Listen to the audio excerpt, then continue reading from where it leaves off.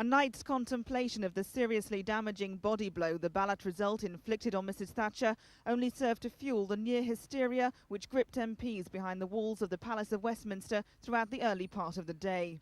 There was evidence of growing anger among her own supporters at the speed of her decision to fight a second ballot.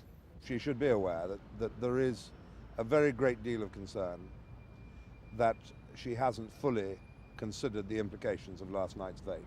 As the Prime Minister arrived back from the Paris Security Conference, speculation reached fever pitch that the so-called men in grey suits were going to ask her to stand down and that she was actively considering resigning. A defiant Mrs Thatcher moved swiftly to quash the rumours.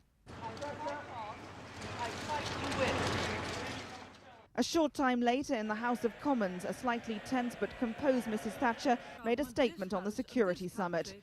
She had a fairly smooth ride and received support from Twickenham MP Toby Jessel. At my constituency executive committee last night was warm and strong and positive, and I very much want her to carry on. The thorn in Mrs Thatcher's side, Michael Heseltine, kept out of the limelight for most of the day. His supporters say they're not surprised at the Prime Minister's determination to fight to the bitter end. I'm sure that in the course of the day that the Prime Minister did receive some advice and that she should stand down.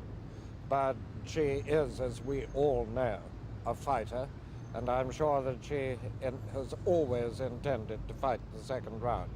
Tonight, Mrs Thatcher's campaign team are moving to strengthen her position, but her political future still hangs in the balance.